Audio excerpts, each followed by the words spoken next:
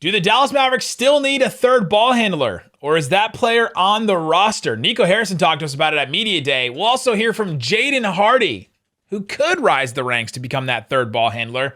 He is a joy. We'll talk about him and why we're so excited for him on today's Locked On Mavs. I'm Luka Doncic, and this is Locked On Mavericks podcast. The Dallas Mavericks are NBA champions.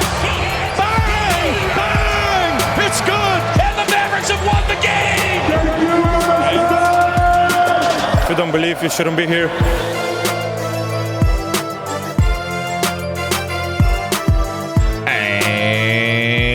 And welcome. You are locked on to the Dallas Mavericks. My name is Nick Angstadt, media member and NBA channel manager for the Locked On Podcast Network. Thanks for making Locked On Mavs your first listen every day. We are free and available on all platforms, including YouTube, where the best way you can help us grow the show is to comment anything below. Comment, leave a comment, let us know.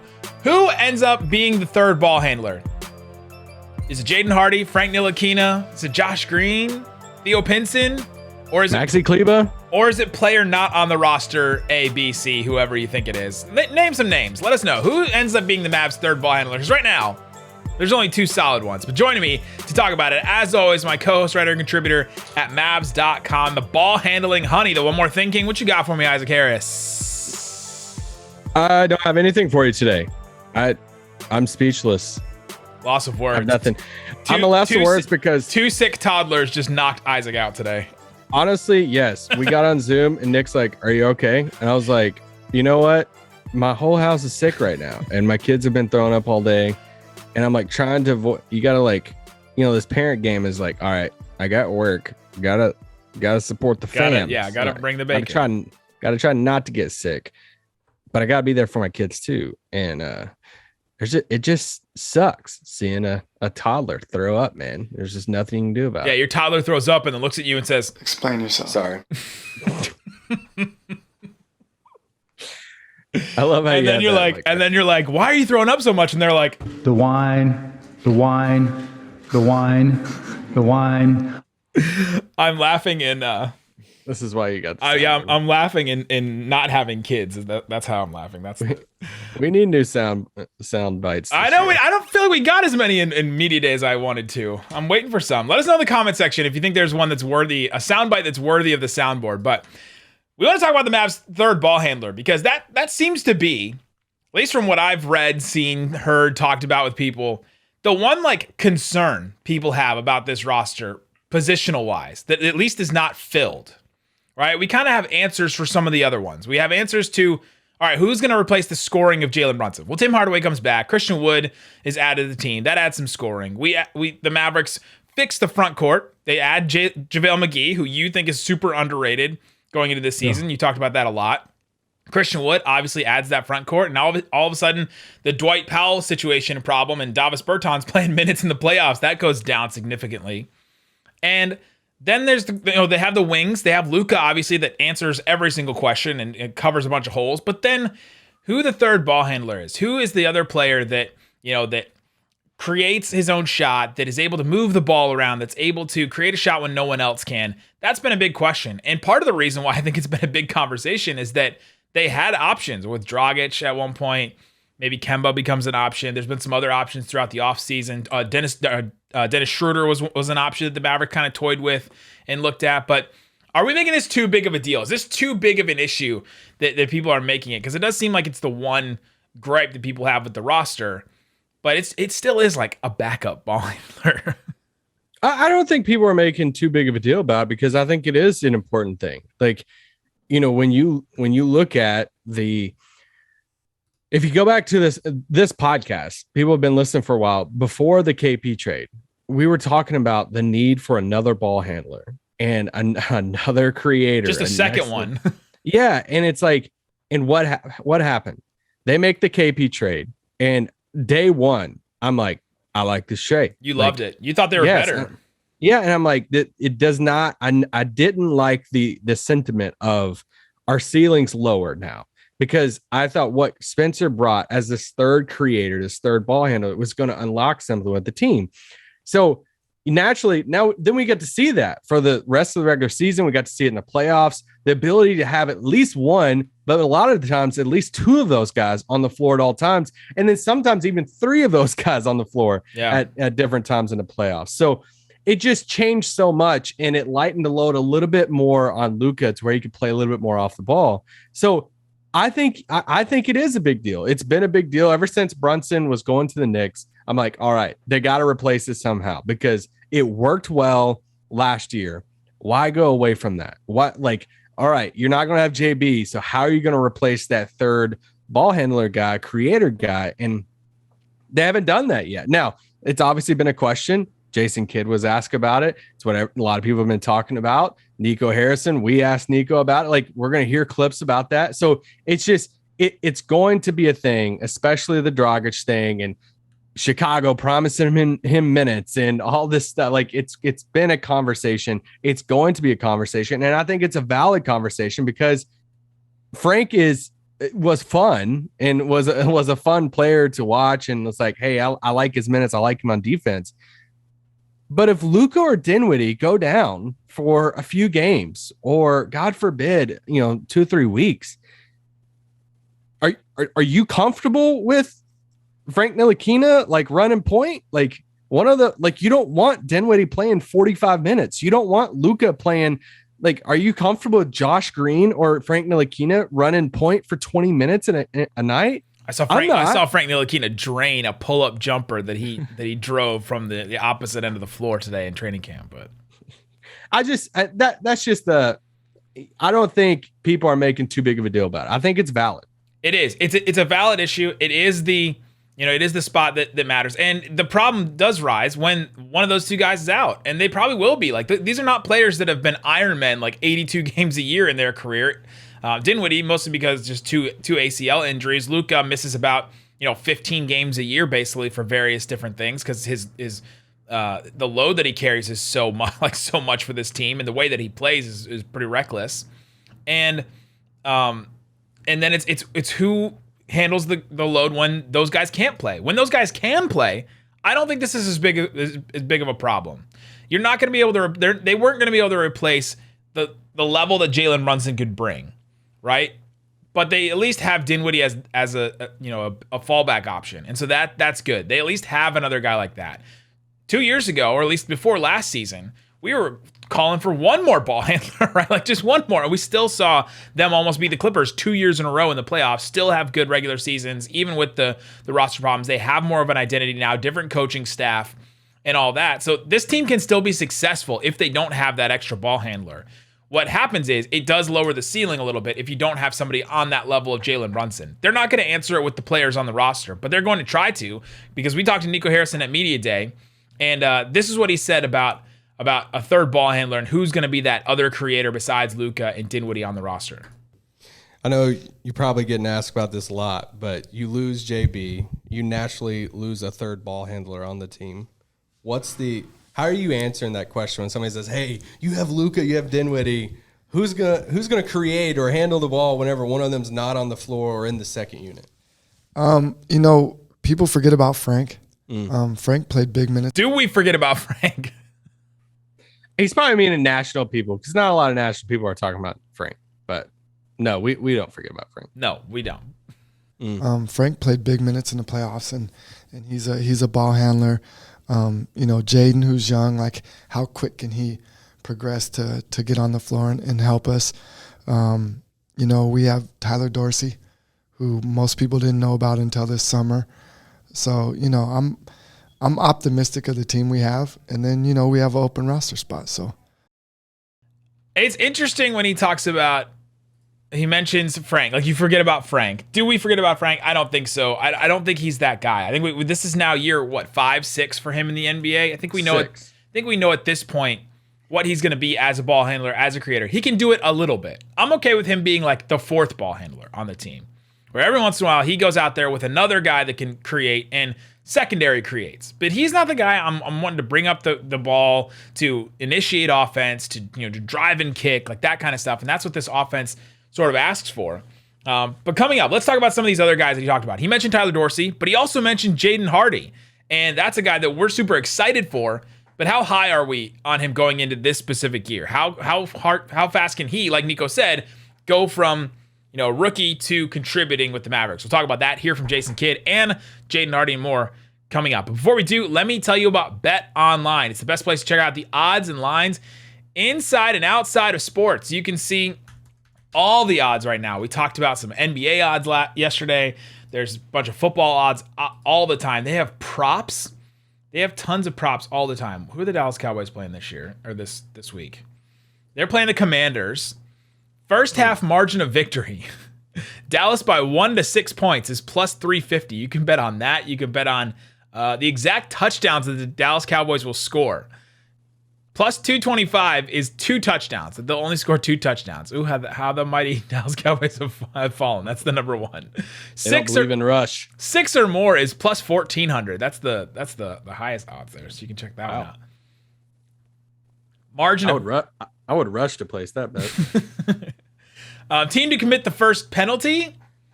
Cowboys. That's tied. It's minus 115 for both. Team with the longest field goal, that one's pretty close. There's a bunch of other props. So there's props, there's game lines, there's spreads, everything. You can check it out. It's BetOnline. It's where the game starts. All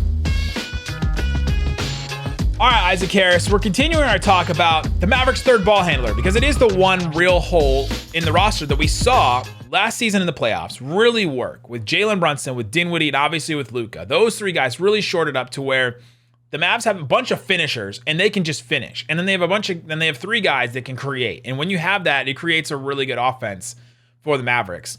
They don't have that guy since Jalen Brunson left. Dinwiddie was elevated from third ball handler to second ball handler.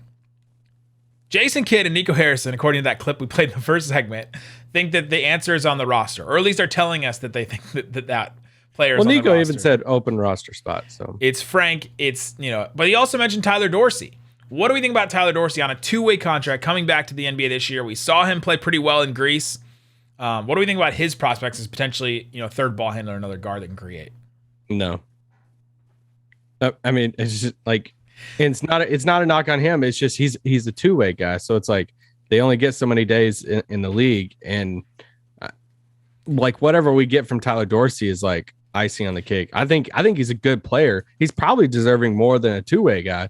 I'm just not going into the season saying, hey, you know who our third ball handler is? One of the 2-way guys. And it's more about what his game is to me than it is about what level he can get to. I would rather have Tim Hardaway be that guy than Tyler Dorsey because they're kind of the same player. Style-wise, they're kind of the same player. Yeah, I think I'd be more comfortable with Tyler Dorsey's handling the ball. Interesting. Like creating, like setting others up. But it's just they're either it's either close or it's like one a little bit over the other one. Like it doesn't matter that much. I think Tim's got a deeper bag though. I agree.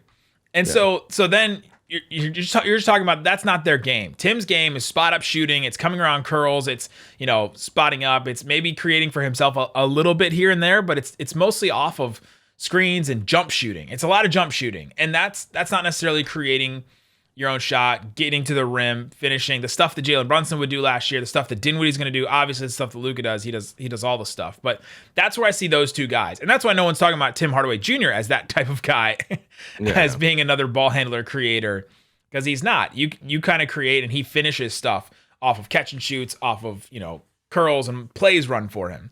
So that's what those guys can be. The one player on the roster that I think could develop into this, that I actually believe could, is Jayden Hardy. He has this. Like, this is what he is. He is a creator. He can create his own shot. He can distribute to others. He can do all this stuff. The problem is he's a rookie. And I don't know if we're talking about this specific year, if he's ready to jump into that spot. If he does, then it's an incredible development for the Mavericks as a roster building situation. But as a rookie, what are we expecting from him in year one? Well, I view, and when I say this, I've seen some people's feedback after yesterday of like, oh man, Isaac, you probably hates Christian Wood. I don't hate Christian Wood.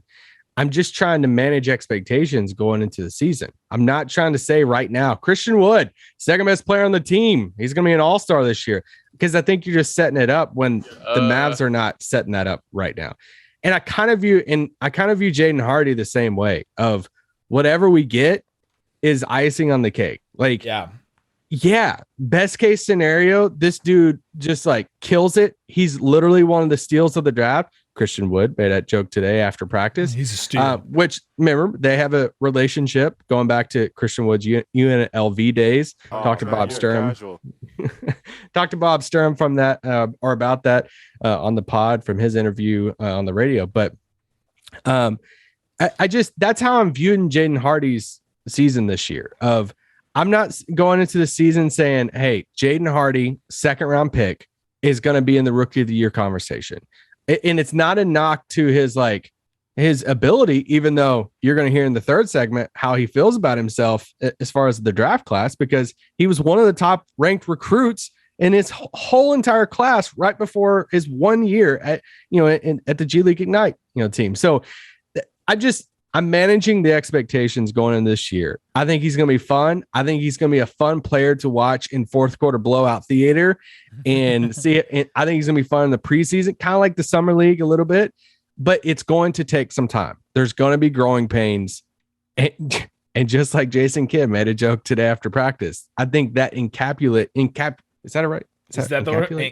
Encapsulates. There you go. Encapsulates. The Jayden Hardy experience right now. And are we playing that clip or no? Or should we just reference it? I got Kidd. Okay. Yeah, so Jason Kidd was asked about Jayden Hardy. He specifically asked the support system that he has around and like the system. And then he also got asked about a specific moment in camp when Jayden Hardy had a moment where the vets kind of came and helped him out. And I think that it's a really good way to show that, okay, that they're trying to develop this guy. They're trying to bring this guy up. And let's hear from Jason Kidd. Yeah, I think he's in a great situation where he can learn from vets. When you talk about Timmy, Reggie, Dorian, Luka, guys that who play on the perimeter, he can also talk to a young Josh Green who, in his first 2 years of just understanding what happens. You don't play for maybe a year and then you come out and play. And so just understanding what the ups and downs and how that makes you feel. And I think Josh is a perfect candidate for him to kind of talk to. But I think also the coaching staff, being able to work with him all summer, and we'll continue to work with him. He's having a really good camp. I think just being under control, attacking, understand what it means to, be patient. He's one that he can score the ball. It was funny yesterday. He came down. It might have been 1-on-5. Maybe I'm exaggerating. And he shot it. And there was some vets that said that's not a good shot. And he didn't react in a negative way. He took it and understood what they were coaching him. And that's the environment that we have here. I think Jason Kidd, from that clip, some other quotes, they're setting him up to be exactly what you just said. It's icing on the cake if he develops, but they're not putting expectations on him. They're not coming out and saying, oh, this guy is looking great in camp. He said he looks good in camp, but he didn't say, oh, this guy is looking like we can, rely on him. We're expecting him. You didn't hear Jason Kidd and Nico Harrison say he's the guy. Like he's their third ball. He's going to replace Jalen Brunson, like anything like that. They didn't set him up in that way, which is probably smart on their behalf. We're also not hearing a ton of like overly glowing things where he's just blowing everybody away, where he is just stepping up and becoming that guy. So they're going to develop him this year. We've had 2 days of camp, so it's been 2 full days of camp and media day. But he has been here over the summer, right? Like he has been in these pickup runs. He has been playing with Dinwiddie and Tim, and like Jason Kidd was referencing, like these. He has a good group of vets that he can learn from. And it's just when I think of like one word, if we had to put one word for every guy, it's like fun. Like he's a fun dude. You're going to hear in the third segment of us interviewing it. He's such a fun guy.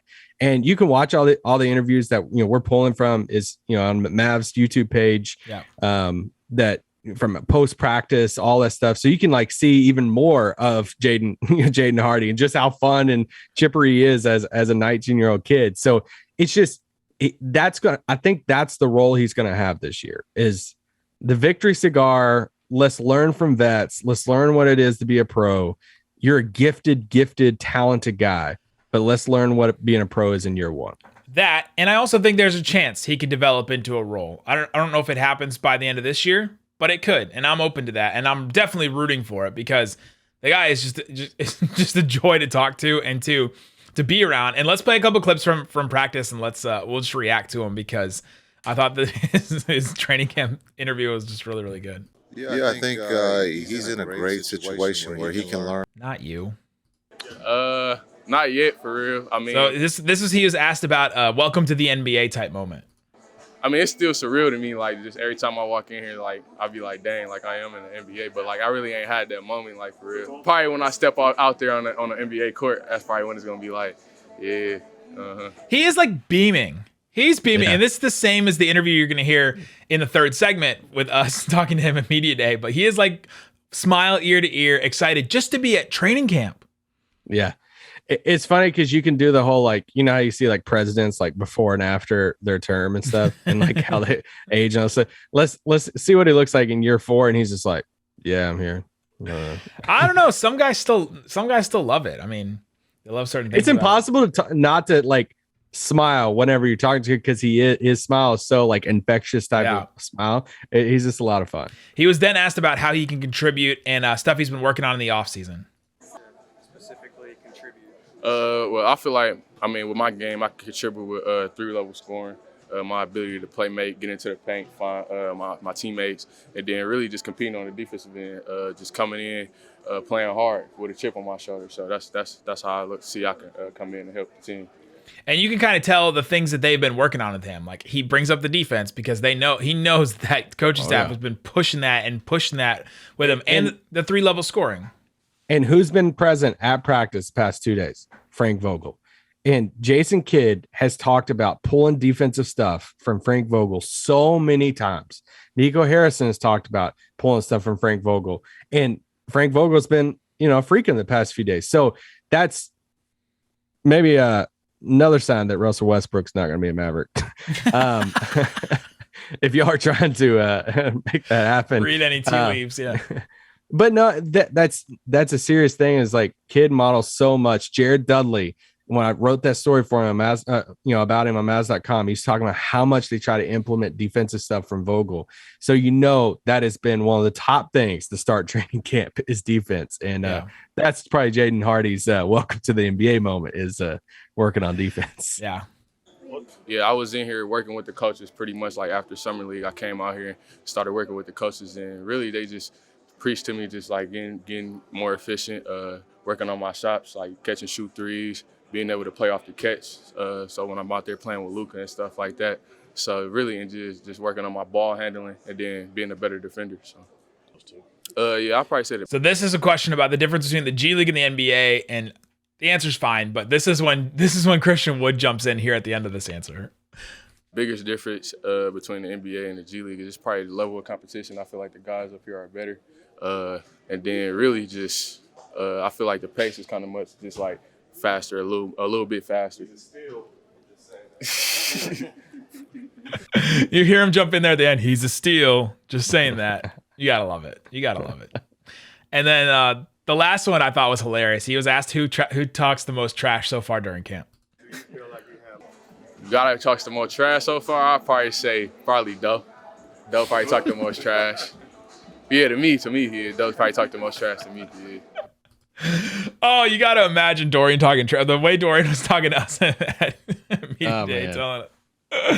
Oh, man. He loves talking trash. And I just love that. I love the camaraderie that players were already talking to Jayden Hardy and saying that's a bad shot when he came down 1-on-5, because those are the type of shots that help his efficiency.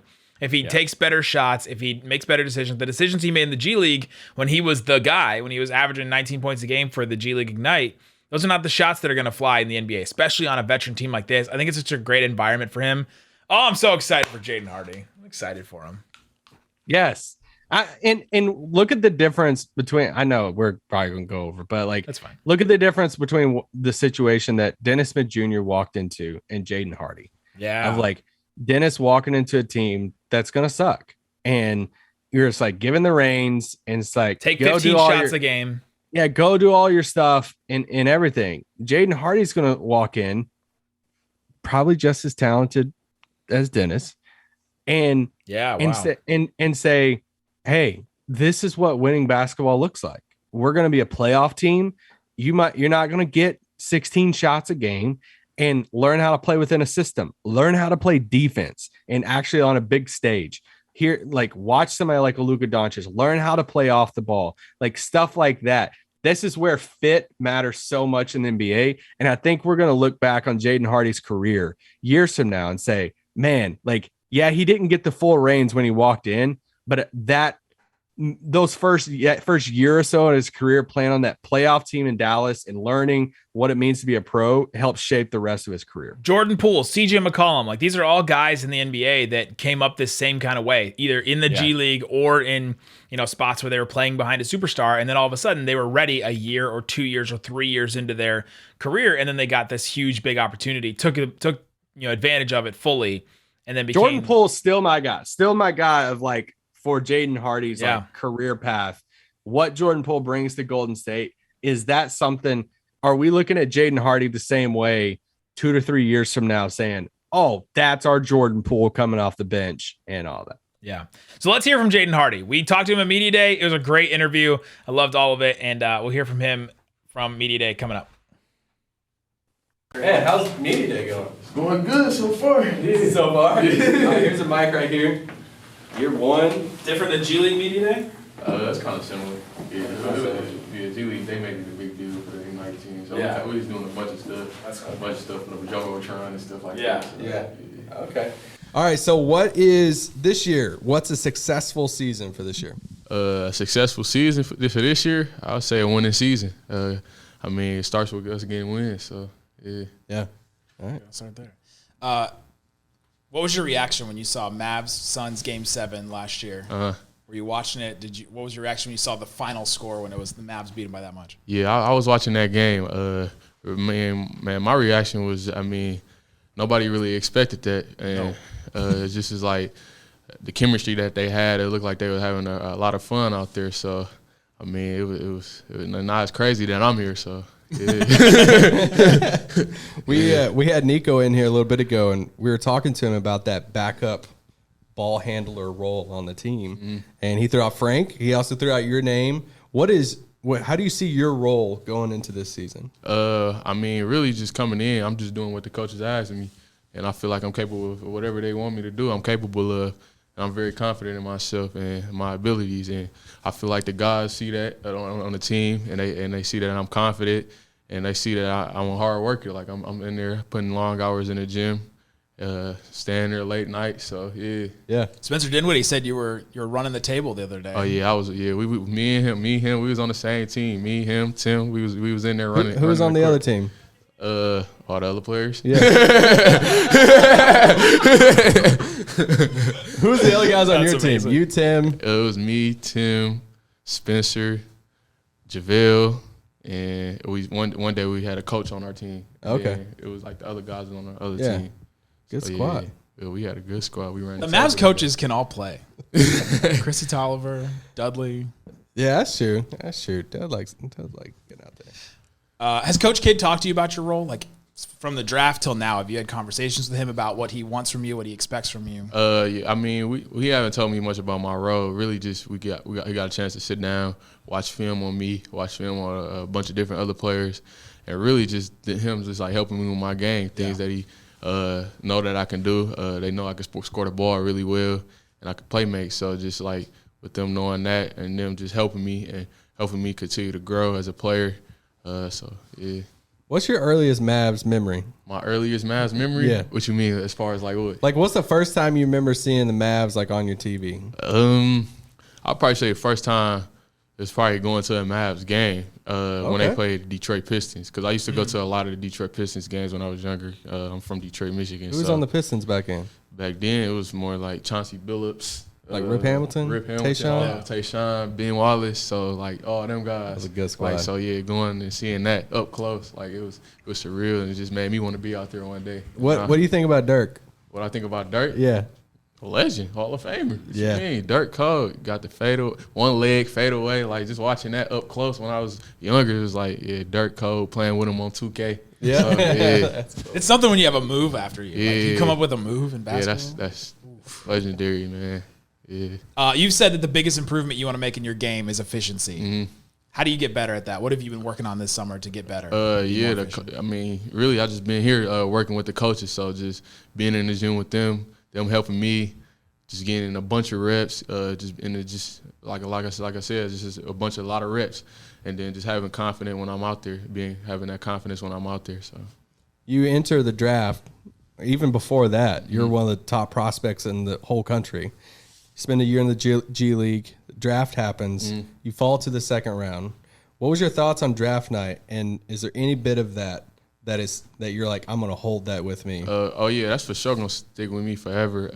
I still feel like I'm one of the best. I feel like I am the best prospect out of this draft class. I feel like the G League helped prepare me. I feel like I took the biggest route as far as just jumping from high school straight to the pros, playing against grown men. Yeah. And I feel like it's going to help me in the long run. And I feel like coming in, I feel like I already know, what's expected out there, the competition level.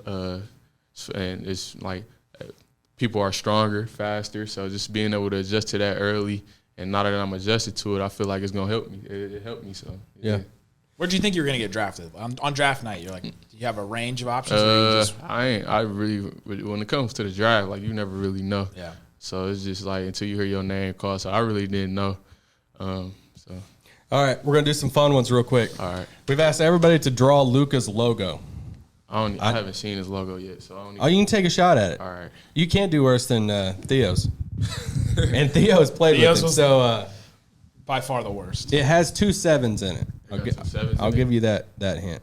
All right.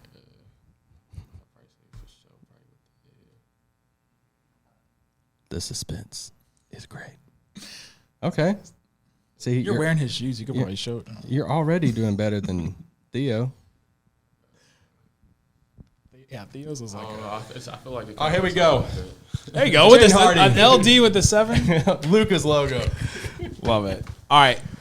What's something annoying about Luka? You haven't known him probably for very long, but in hearing other teammates maybe talk about him or seeing him, what's something annoying about Luka? I don't really know. Could be good or bad. What's annoying about him? They haven't really told me. I just really starting to get in to talk to him. Yeah. Nah. You haven't heard watch out for this with Luka? No, not really. I've been telling me all good things about Luka. He cool.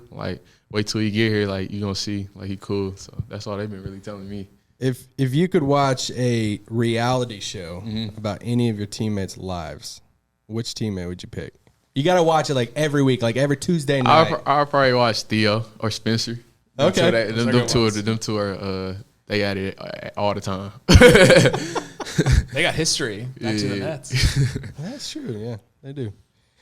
All right, last one. So on media day, you get all the questions thrown at you. What question you got for us? What question I got for y'all? I mean, what y'all expected from the Mavs this season? What y'all think? Oh, we're going to the finals. Oh yeah, that's what I like to hear. Yeah. Yep. Yeah. I'm gonna see you drain a 3 in the finals. Oh yeah. Is that That's good? coming. All right. That's coming. Or dunk on somebody's head. Hey. Like Spencer did to Rudy Gobert. Oh, yeah. See that dunk? I seen that. Game-winning 3 or yamming on somebody's head? What do you want to do? Well, Both. a game. I did guess that both. I did that both in the G League. Game-winning 3, and I jammed on somebody's head. So both. In the same game. Who are you looking for? Give me 3 names. Who are you looking forward to playing the most? Who I'm looking forward to playing the most, for sure, LeBron. Because, grew up watching LeBron. He was one of my favorite players.